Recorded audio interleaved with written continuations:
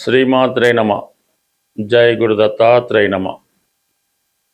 ఈ వీడియోలో మనం జూలై 27వ తారీఖు నుంచి డిసెంబరు 11వ తారీఖు మధ్యలో శని భగవానుడు వక్రగమనం పొందడం జరుగుతుంది. ఇది మేషరాశి వారి మీద ఎటువంటి ప్రభావాన్ని చూపుతుంది అని పరిశీలించినప్పుడు మరి ఒక విధంగా ఈ శని యొక్క వక్రగమనం మేషరాశి వారికి విశేషమైనటువంటి లాభాన్ని కలిగించే అవకాశం ఉంటుంది. ప్రస్తుతం ఈ మేషరాశి వారికి శని 12వ స్థానంలో ఉండడం జరిగింది. అంటే ఒక విధంగా మీకు ఏలినాటి శని స్టార్ట్ అయింది. దానివల్ల మీకు నెమ్మదిగా మీరు గతంలో సంపాదించుకున్నటువంటి సంపద, ధనం, సేవింగ్స్ అన్నీ కూడా నెమ్మదిగా ఖర్చు అవ్వడం జరుగుతూ ఉంటుంది.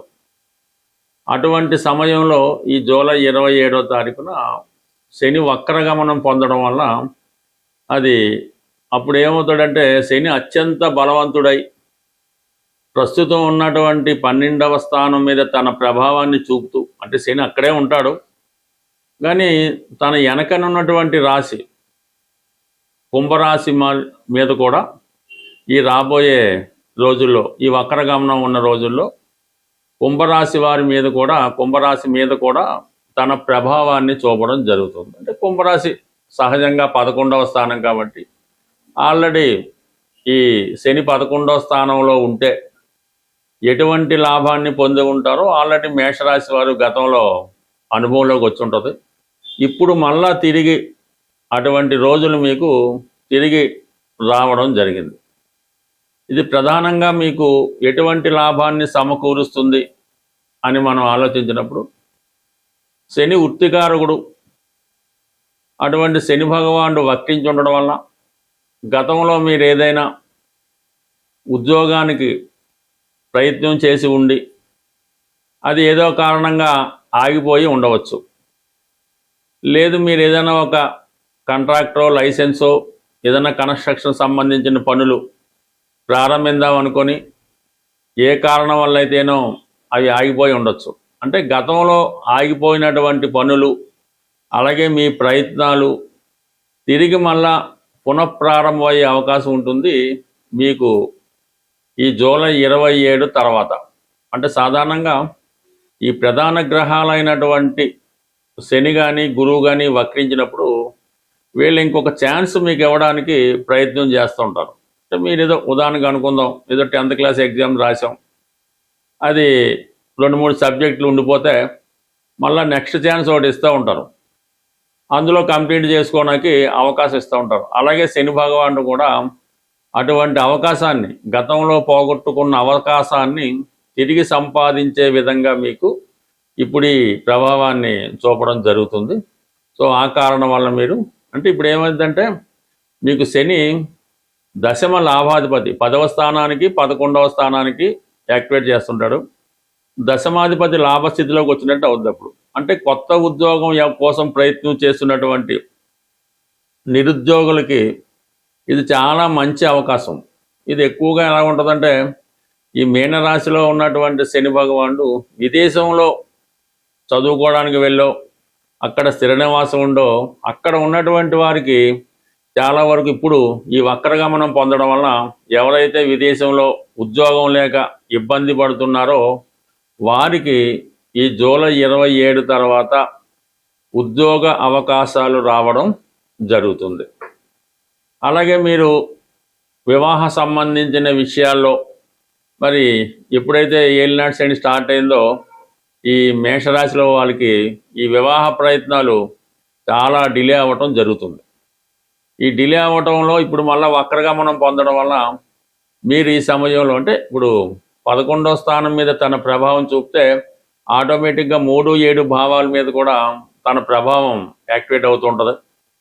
మరి అందువలన ఈ వివాహ ప్రయత్నాలు చేస్తున్న వాళ్ళు ఎవరైనా ఉంటే, గతంలో కొన్ని సంబంధాలు మీకు ఏమైనా వచ్చి మిస్ అయి ఉన్నా, పెండింగ్లో ఉన్నా, అటువంటి పెళ్లి సంబంధాన్ని మీరు ట్రై చేస్తే తిరిగి ఈ సమయంలో మీరు ఆ వివాహం జరిగే అవకాశం ఉంటుంది. అయితే ఇక ప్రధానంగా మీకు లాభం ఏంటంటే ఇక్కడ ఈ గురుగ్రహం ఈ వ్యయంలో ఉన్నటువంటి శని భగవాన్ని చూడటం జరుగుతుంది మేషరాశి వారికి. అందువల్ల ఈ గురువు దృష్టి కూడా పట్టడం వల్ల కామన్గా మీకు విదేశ ప్రయత్నాలు చాలా వరకు ఫలిస్తాయన్నమాట. అది విదేశం అవ్వచ్చు, అంటే జ్యోతిష పరిభాషలో విదేశం అంటే మన సంస్కృతి కానిది, ఇతర రాష్ట్రాలనే అది అవుతుంది, అమెరికా అన్న అవుతుంది, కెనడా అన్న అవుతుంది, మన సాంప్రదాయాలు మన భాష కానిది విదేశం కింద లెక్క వస్తుంది. కాబట్టి అలాగే విద్యార్థులు కానీ ఎవరైనా ఉద్యోగస్తులు కానీ దూర ప్రాంతంలో ఉద్యోగ ప్రయత్నాలు చేస్తున్న వారికి ఇది చాలా అద్భుతమైనటువంటి అవకాశం. మీరు చేసే ప్రయత్నాలు కంప్లీట్గా నెరవేరే అవకాశం ఉంటుంది. కాబట్టి బట్ ఏదైనా ఈ మేషరాశి వారికి ఇప్పుడు వక్రించబోతున్నటువంటి శని డిసెంబర్ 11వ తారీఖు వరకు కొన్ని గొప్ప అవకాశాలు అటు వృత్తిపరంగా, వ్యాపార పరంగా, వివాహపరంగా, ఆర్థిక పరంగా రావడం జరుగుతుంది. శని భగవానుడు అంటే శని ఏ రూపంలో అయితేనే అర్ధాష్టమ శని, అష్టమ శని, ఏలినాటి శని, ఈ విధంగా తన యొక్క అంటే శని 12 రాసులు మారడానికి 30 సంవత్సరాలు పడుతుంది. ఒక రాశి 2.5 సంవత్సరాలు. అంటే 30 సంవత్సరాల్లో కేవలం 7.5 సంవత్సరాలు మాత్రమే శుభ ఫలితం ఇవ్వడం జరుగుతుంది. మిగతా 22 సంవత్సరాలు కూడా జాతకుని ఏదో విధంగా ఏదో భావాన్ని బట్టి ఆ క్రమశిక్షణతో స్ట్రగుల్ ఇవ్వడం జరుగుతుంటుంది. అయితే శని పెట్టినటువంటి ఇబ్బందులు, అంటే శని ఇబ్బందులు అనడం కన్నా శనిచ్చే అవకాశాలు ఉపయోగించుకోవడం అన్నది చాలా ఈజీ మాట. మీరు చేయవలసిందల్లా అత్యంత క్రమశిక్షణతో మన సాంప్రదాయాలు పాటిస్తూ, పెద్దలు పెట్టిన నియమాలు పాటిస్తూ, ఎప్పుడన్నా సరే ఎర్లీ మార్నింగ్ బ్రహ్మముహూర్తంలో లేగడం అన్నది అందరికీ సాధ్యం కాకపోవచ్చు. సూర్యోదయానికన్నా ముందు నిద్ర లేవడం, మధ్యాహ్నం నిద్ర అంటే అది ముసలి వాళ్ళకి, రోగులకి ఎగ్జాంపుల్ ఉంటుంది తప్ప మధ్యాహ్నం అనేది నిద్ర ఎట్టి పరిస్థితుల్లో కూడా నిద్రపోవద్దు. ఈ విధంగా ముందు ఈ క్రమశిక్షణ పాటించడం, ప్రతిరోజు కూడా మీ యొక్క కుల ఆచార ప్రకారం దైవనామ స్మరణ చేసుకోవడం, కుటుంబంలో పెద్దల్ని గౌరవించడం. అంటే మెయిన్గా శని యొక్క మీకు ఎంత ఇబ్బంది పడి జన్మశని అయినా అవనవండి, అప్పుడు మీరు ఏం చేయాలంటే అనాథ శరణాలయంలో ఉన్నటువంటి వృద్ధులు, ఇప్పుడు చాలామంది అక్కడ చేయించేస్తున్నారు కదా, అక్కడ ఉన్నటువంటి వృద్ధుల్ని అంటే సేవించడం అంటే పూర్వంలాగా ఏమి కాళ్ళు నొక్కడం అదేం చేయక్కర్లేదు. మీరు వాళ్ళకి అడిగి మీకు ఏంటి బాబు అవసరం, మీకు ఏమైనా బిస్కెట్లు కావాలా, లేదంటే ఎన్నో మంచీలు తాగుతారా, లేదంటే ఎన్నో మందులు తెచ్చి పెట్టాలా, అంటే వాళ్ళకి ఏదైనా ఇలాంటి సేవ చేయడం మీకు ఇష్టమైతే వాళ్ళు ఫిజికల్గా కూడా సేవ చేయొచ్చు. ఈ అంటే మరి ఈ సత్యసాయిబాబా ఉన్నప్పుడు ఈ నారాయణ సేవ అని వాళ్ళు ఈ బాబా డెవోటీసు ప్రతి వారం ఈ నారాయణ సేవని చేస్తుండేవారు, ఈ సత్యసాయిబాబా డెవోటీస్ వాళ్ళు. సో అది కూడా వాళ్ళకి అంటే బాబా వారు ఆ విధంగా వాళ్ళతో చేయించి వారి యొక్క శనిని యాక్టివేట్ చేయించి వాళ్ళకి మంచి మార్గంలో నడపడానికి అవకాశం ఇస్తుండేవారు ఆయన బాబా గారు. సో అలాగే రోగులు ఎవరైతే హాస్పిటల్లో రోగులు ఉంటారో ఆ రోగులకి సేవ చేయడం వల్ల మీరు మరణం లాంటి గండాన్నన్నా బయటపడే అవకాశం ఉంటుంది. అంటే ఆ మరణాన్ని నుంచి కూడా బయటపడవచ్చు. అంటే మీరు హాస్పిటల్లో చేరే అవకాశం ఉంది, మీరు హాస్పిటల్లోకి వెళ్ళి అక్కడ రోగులు సేవ చేయడం వల్ల అది ఆ విధంగా న్యూట్రల్ అవుతుంది. ఇది మాస్టర్ ఈకే గారు ఇటువంటి రెమెడీస్ వారి యొక్క భక్తులతో చేయించి వారి యొక్క దీర్ఘ రోగాలను కూడా ఆయన తగ్గిస్తూ ఉండేవారు.